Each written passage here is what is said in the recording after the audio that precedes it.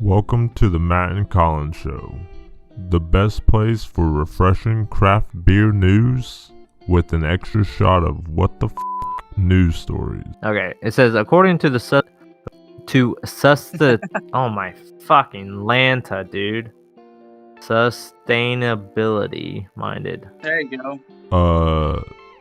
Let's get this started. Welcome to the Matt and Colin Show. I am Matt. Hi, I'm Colin. Hi, Colin. How are you this weekend? Or not weekend? Well, it's Monday, so yeah. This Monday I'm alright. I had work off, so had all my shenanigans already this morning. I'm glad you didn't get in too many shenanigans. Yeah, we try to keep them at a minimal level. That's good. So, with this week, we have some interesting articles to talk about. We got a Japanese beer brewing giant named us. Oh, I'm gonna butcher this. He's gonna butcher it. He's gonna butcher it. Yeah. Asahi launches mug cans. Bat Tire Brewing brewed a very disgusting beer from the future. And we're going to get into the 10 most important craft beers in American history. But as we Sounds do... like a good lineup. Sounds like a good lineup. Well, I'm glad to hear that. I'm glad you're ready to listen. And as we start every episode... we start every episode with liking the video and subscribing. We always do. After you do that, then we talk about our beers. This week I got a classic from the Midwest, all the way out here in the West Coast. It's your boy, Founders All Day IPA. It's a session ale, clocks in at 4.7%, 42 IBUs, and you're like, hey dude, I thought that guy was up in Michigan and stuff. How do you get it up over in Washington? Well, apparently they have this cool thing called a contract with a brewing company. Cool contracting. With a brewing company out of Colorado, Boulder, Colorado, to be more specific. They brew the Founders All Day IPA at Avery Brewing Company in Boulder, Colorado, and then they ship it all over the West Coast. I don't know if you ever had any beers from Avery Brewing. I think I've had one. Yeah, I've had one too. I can't remember what it was, but I remember liking it. I think it's a pretty highly regarded brewery out there. Yeah, it's a pretty good one. Yep, I do believe so. The name, when I saw the name, I was like, it's like the stylized red A or something. Yeah. This beer definitely tastes like your typical Founders All Day IPA, as far as I can remember. It's been a few years since I've had it. The one brewed up in Grand Rapids, and honestly, the only difference in this beer and the Grand Rapids brewed version is on the can. It has just a very small change where it says brewed by Founders Brewing. Instead of it saying Grand Rapids, it says Boulder, Colorado. Other than that, you drink your classic Founders All Day IPA, which I could drink all day. Honestly, Matt, not one of my favorite beers. Really? I thought it's all right. It's mad decent, but it literally does both things that I don't want it to do. If I want it to be IPA, I want it to be a little bit more alcohol in it, and if I want it to be a session ale, I want it to be pretty easy drinking. So it's both of those things. I don't know. It's weird for me because it doesn't do what I want it to do, I guess. Because if I'm drinking IPA, I want a lot of alcohol in it because I don't know, because that's what I like in my IPAs. But if I want a session ale, I'll just drink a domestic, I guess, or a pilsner. Yeah, I'll give you that. But... So I mean, I tried it once and it was all right, but it was nothing to be oh, this is gonna win awards and this is gonna this should be way highly more regarded. It was just it was all right. It is funny that you say that because this beer has won many awards. I'm sure it has. Like, Founders is a pretty great brewery. I'm just saying, like, personally, like, I just, It's just a meh for you. It's on my Yeah. I mean, hey, not everybody. They can't hit everybody's palate. Yeah. But what do you got, Colin? On my side, I'm drinking one of the ones that that you've had in the past. I didn't think I would ever get my hands on. But so I had that Stash Panda from Hop Valley that you talked about a few weeks ago. And I don't think I really need to reiterate anymore that Matt said before. If you really want to get into what the IBUs and all that stuff about it and what it tastes like, you can go re-listen to that podcast in full. At least the start of it. Yeah. But just a reminder, it's a grapefruit hazy IPA basically. And the reason I got it, I guess I'll expound more on that, is I went to Jungle Gyms in Fairfield, Ohio. Which Jungle Gyms, if you don't know, is like a giant multicultural, like thousands of square foot grocery store that has like stuff from all over the world in it. And their beer selection is from all over the world too. And they have a lot of stuff from West Coast. And that was like, when I went over to the section to find beer, to try out, that was one of the ones, the Hop Valley was like one of the ones I was just intensely seeking out. And I went up and down the aisles multiple times just trying to find it, and eventually it goes on the top shelf, and I was looking for like 6-packs, but here to find out it was in a 12-pack mix of other beers by Hop Valley. So they have like the Bubble Stash, the Cryo Stash, and I think there's another one I can't remember, but so I'm excited to try all those. You said the Bubble Stash, the Cryo Stash, Stash Panda, and then the Mango. That's the other one. I was about to say Mango and Stash. Yeah, that was the other one. So I'm excited to try all those and see how those all turn out. But this first one I've tried, it's pretty good. I like it. Definitely the mouthfeel is probably the most thing I like about it. Because like it being like most beers are pretty like watered down, if that makes sense. Not like the taste, but like the mouthfeel to it. Yeah. And this one, it feels like with the haziness and the brewed with grapefruit peel, it feels like there's like some like thickness to it. It's like there's like I don't know. It just feels like there's like, I don't know, a little bit more substance to it, and I like that in it. I like that about it, I should say. Yeah, I agree 100%. I remember saying that beer was one of the most refreshing beers that I've had in a while. And I think the fact that, like you said, it's got a little bit more thickness to it, a little bit more sediment. It's the hazy. Yeah. It's got a little bit like that juicy taste to it. It's not really so watered down. And I think that's what really pulls it together and really makes that beer really shine. For sure. But on that note, we can get to our let's talk about things that don't shine. Which is this this is a weird marketing tactic, I'll say. So Fat Tire Brewing Company. It's all fat, it doesn't matter. They brewed a beer that is supposedly supposed to be made in a worst case scenario world with the worst possible things you can have for your beer, honestly. According to sustainability-minded Fat Tire, the smoky malt in limited edition Torched Earth, that's the name of the beer. Yep. Embodies the impact.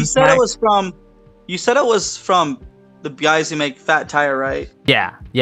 And so it's New Belgium is what it is. Yeah, New Belgium. That's the brewery that makes it. But it's the Fat Tire in this. It's the actual beer. Yeah, it's the Fat Tire in this portrayed future. Okay.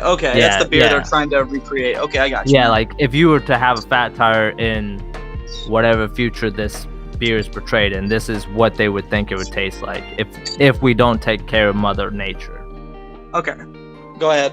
Yeah, so The Smoky Malt in limited edition Torched Earth embodies the impact wildfires will have on our planet's water supply, and the millet and buckwheat were used because those grains can tolerate shifting weather zones. Dandelions, which can grow anywhere, even in an agricultural apocalypse zone. 25 years presumably add body and bitterness. Shelf-stable hops extract provides something nasty, they say. And then the can is just, it has like it's just a neo-futuristic idea of the original bike with the fat tire, and it just has pretty much like a dead tree and just a lot of it really emphasizes on the torched earth or whatever. One bad side of this beer is, at least in my opinion, well, I don't even know, because this is not really a drinkable.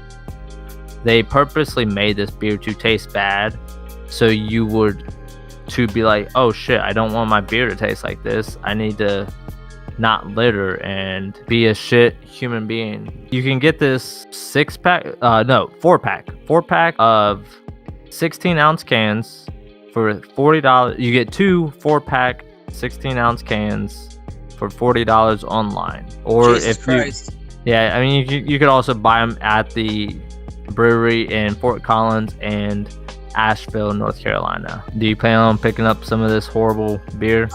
No, I do not, because from what I've heard online, it's inherently not a good beer. No, it's meant to be a bad beer. Yeah, I mean, it would be cool to, like, if I stumbled across it, just to try it to see what all the. Yeah, if I happen to be, well, because I don't even think they have, like, it's not even on tap. So I can't even get like a small little sample of it. It's just a 16-ounce can. So they did this for like a kind of call to action for Earth Day is Correct. what it was. Yep. Yeah. Yeah, they made I think the beer actually released on Earth Day. And then the story came out a day or so later. But yeah, like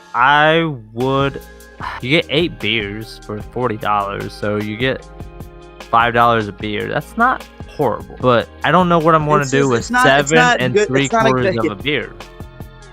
Yeah, I don't think I would spend that much just for a really, really not good tasting beer. Yeah, like that just seems kind of counterintuitive than what you want. Like I if I'm going to spend that type of money on beer, first off, punch me in the damn face. To try it, though. I know, and that's kind of how I am. I kind of want to try it, Right.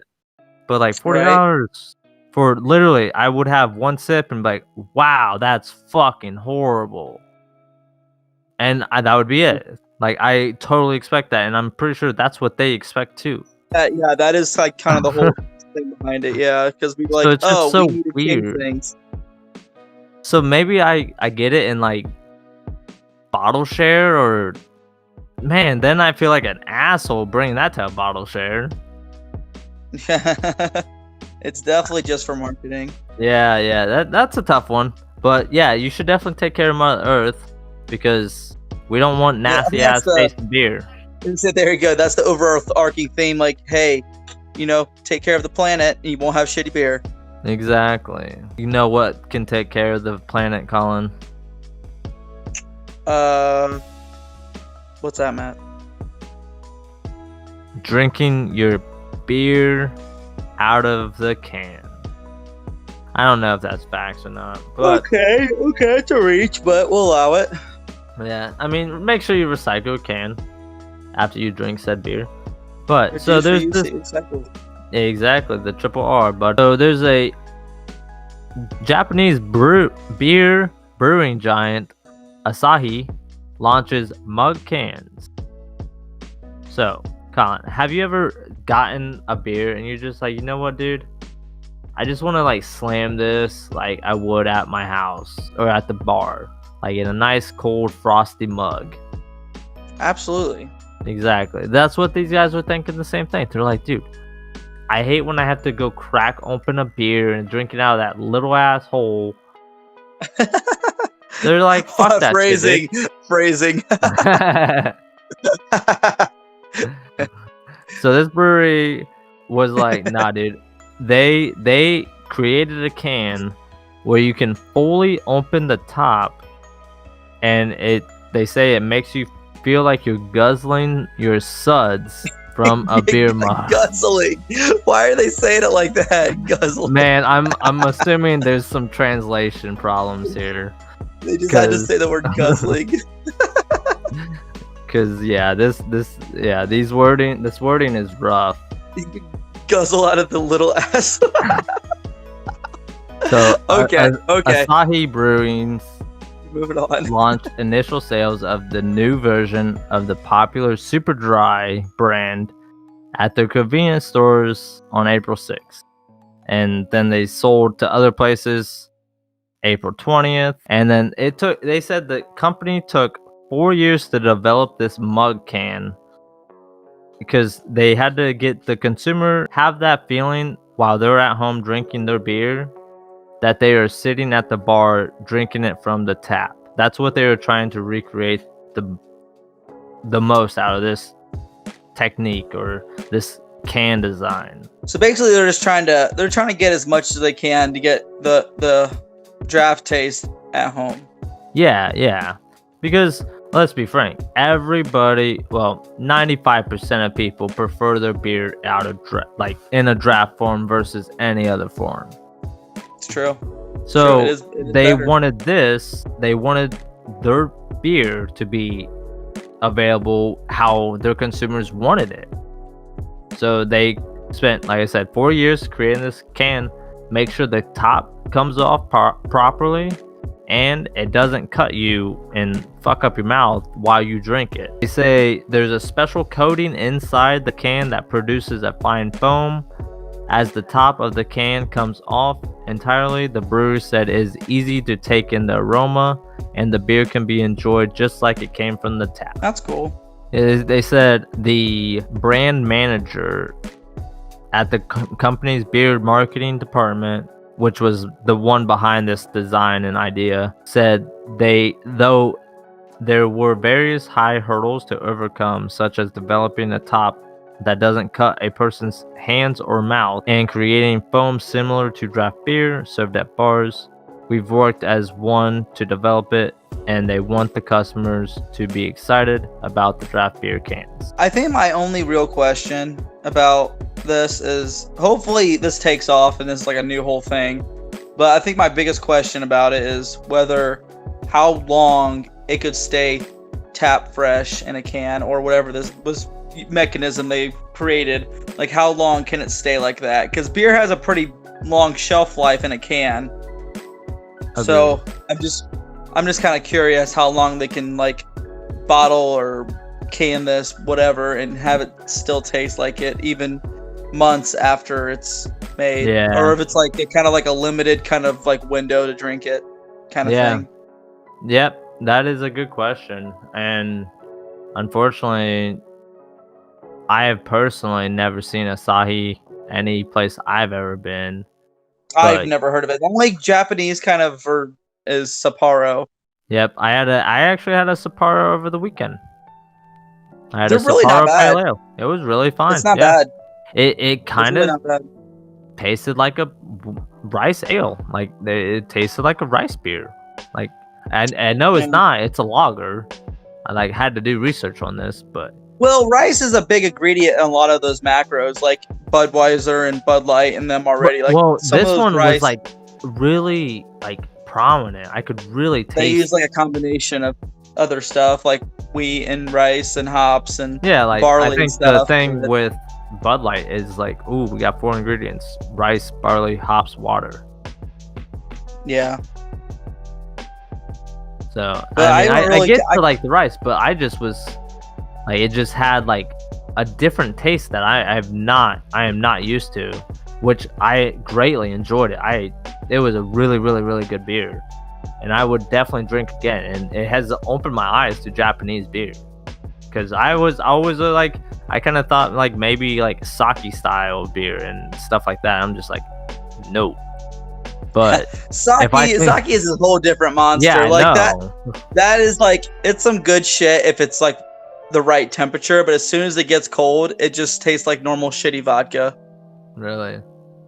If it's like warm and like borderline hot, it goes down and it tastes really good. But like as soon as it gets room temperature or colder, you're like, this is just gross liquor. Oh, that's so weird. I would never It expect really that. is. That's why they have it like piping hot when they give it to you, as like on like in like most places. Most Japanese places. Yep. Yeah. Fun fact. Yeah, fun fact of the day. There you go. You get one every podcast. Yeah. Good transition into that would be this. The 10 most important craft beers in American history. Take a stab at one of the beers on this. Bud Light. Okay, craft beer first off. I'm just kidding, I know. Shit. Probably Fat Tire. I don't think. No. It's not even on there? Fat Tire is not on there. But Well, Jesus Christ! New Belgium is. New Belgium is. Oh, okay. So one of their beers is on there. Okay. Well, let's just start at 10 and start going down then. Just let me... You can go ahead. Is there a list? Is this a list? Like, Oh, it's not a list? It's Yeah, just I don't naming know them. if it's like top 10 or just like... Oh, it's just the like 10. naming 10. Yeah. Oh, okay. Yeah, I think Okay. it's just the 10. I mean, you can just give me like an overview of some of them, like you think. Yeah, we'll just Or start from important the then. top. Fuck, honestly, bro. Now I'm looking at this list. Oh, check that. Never mind. Okay, we're going to start at the top. Anchor Brewing. Okay. You heard of it? What's it called? Anchor Brewing. Anchor? Maybe. Not sure. Doesn't ring a bell. Yeah, honestly, I've never heard of it either. This was one of the few beers I did not hear. I've never heard about on this list. It says they were established in 1896. Oh. Well, look Anchor- at them. Yeah, Anchor Brewing probably doesn't seem like a logical fit in the modern craft beer world. However, when Fritz Maytag, you ever heard of that? Matt, I don't know most of the words you're talking about right now. That's Maytag washer appliances. You heard of that? Oh, I was. There That you was go. not where my head was at. No, I got it. Damn. Okay, I got it. Okay, I yeah. got you. So that appliance company bought the brewery in 1965 and saved the brewery from the brink of closing. And then they created a bottle introduction of Anchor Steam, which was apparently one of the very first ever craft beers. This beer was created in 1971, and this wasn't your Interesting. typical run-of-the-mill beers. It says Anchor Steam alone is the most important craft beers. So where's this brewery out of? San Fran. Okay. At least that's what the bottle says off of this picture I'm looking at. Okay. Yeah, San Francisco. I mean, I have never had it. I mean, I would Right. think I probably can find it if it's out of San Francisco. It's probably in my area. Maybe. They got I guess- plenty of other beers too. They got like a Liberty Ale, which is their modern IPA. They got a nice porter, a Christmas ale, and some barley wine. There you go. Well, I guess we'll have to be on the lookout for that. What's the next one? The next one, oh, you know this one real well. Yep. Sierra Nevada I've heard Pale of them. Ale. Classic. Yep. This one you can't go wrong with. As most people know, Sierra Nevada is a classic staple in the craft beer industry. I mean, they just pretty much do everything really well. Like they just kind of hit all their like every beer they produce, it just kind of knocks it out of the park, gets it done. Right. Definitely nothing bad to say, especially this one, the Pale Ale. This was again one of the first breweries, or not breweries, but one of the first craft beers that I actually found myself enjoying and wanting more of. Right. And then Yeah, pale ales are pretty easy to get into if you've never had a craft beer before. I think those are definitely like an easier one to get into other than an IPA. Not other than just like in conjuncture too, as in like, because IPAs are probably one of the hardest ones to get, taste wise into if you don't like, bitterness. Yeah. But If like, you don't like beer, pale ales yeah. are good. I think we've said this before, but like it's a good middle ground between the two. Oh yeah, yep. I agree 100%. You can just start if you want to just start naming them, and I'll stop you if I want to talk about Okay, yeah, that's fine. Sam Adams, Boston Lager. it. Yep, I think you said that was your first ever craft beer, correct? I think so. It was close. It was that or either the New Belgium Fat Tire were probably 1 and 2. Okay. And then we got Blue Moon.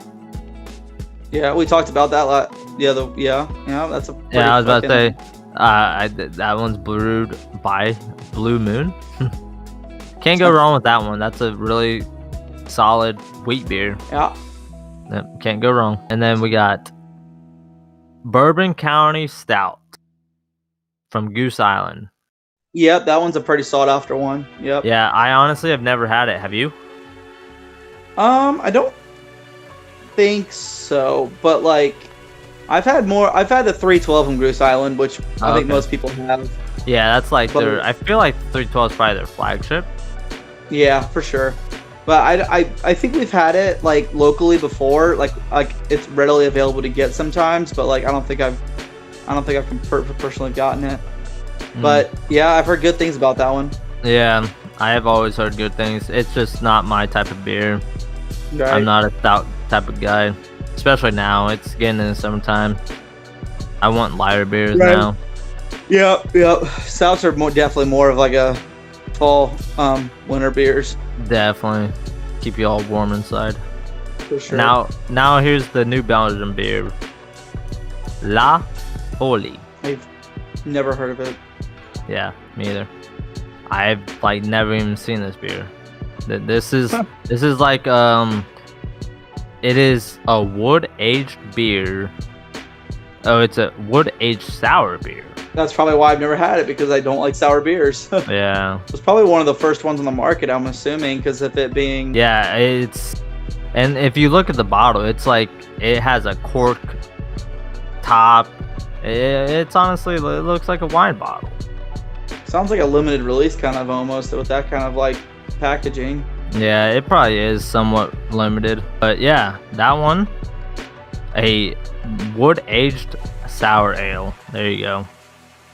Give you something to drink on that. And then from Dogfish Head, Classic one. we got the Worldwide Stout. A lot of stouts on here. Wow.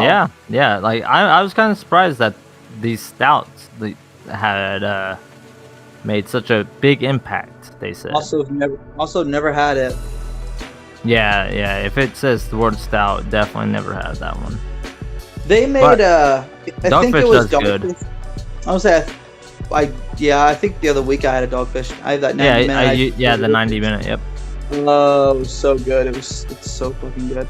I think I've had a stout from Dogfish Head before. I think it was a limited release one. It was in celebration of a Miles Davis album called Bitches Brew. Oh, nice.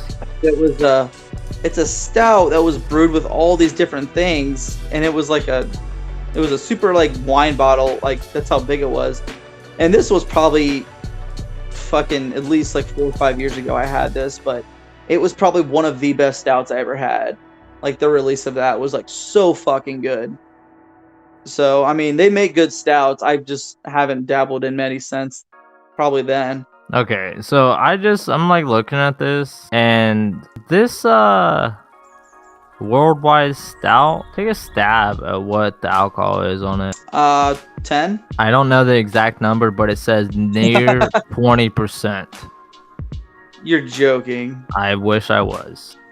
Jesus Christ, so that's at least 15. Yeah. Damn, dude. It says that's a spicy the beer was made with an insane amount of barley and hiking up the alcohol percentage to near 20%. Jesus Christ, dude. God, dude, that's.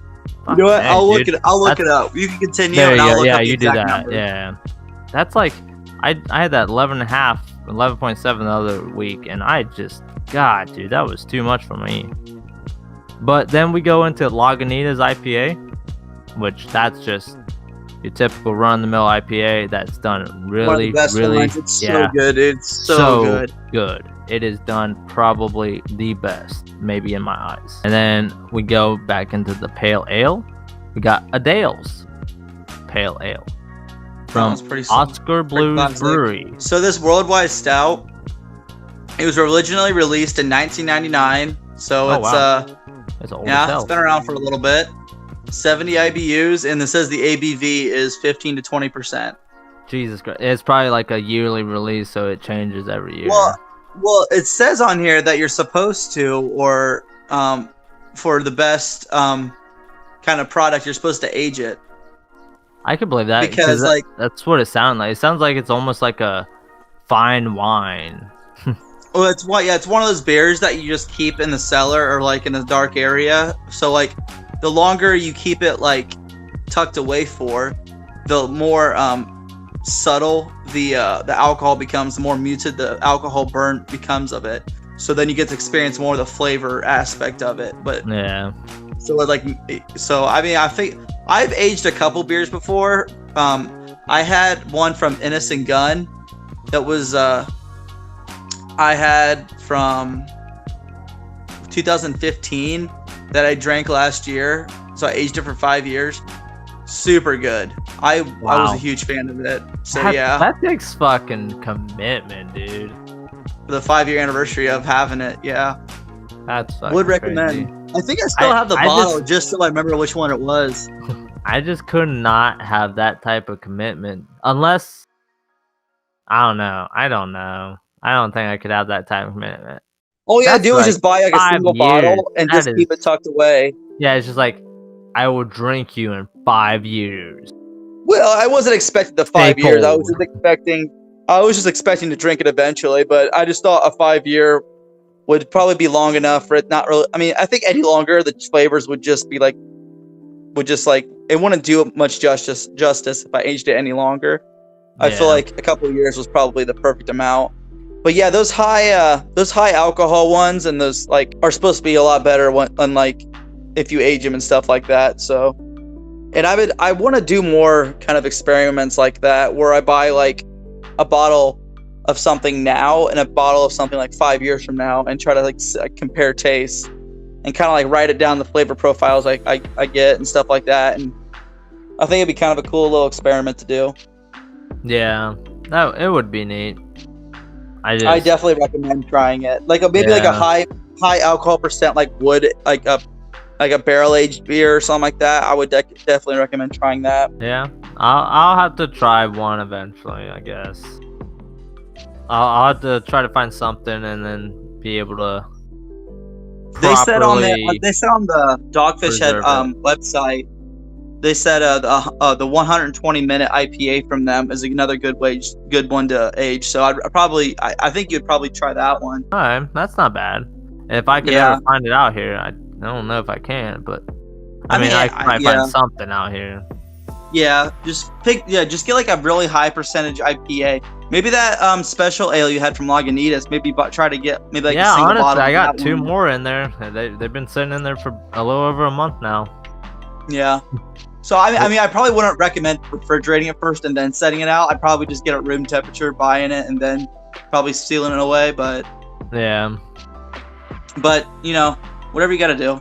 Yeah. Well, I was hoping to pawn them off, but I don't know if I'm going to be able to do that.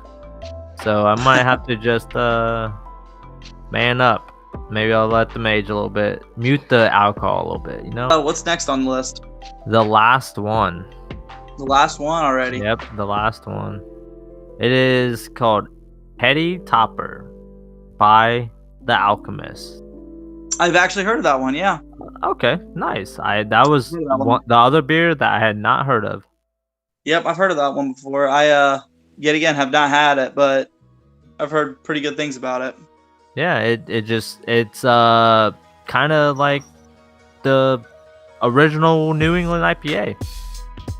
Really?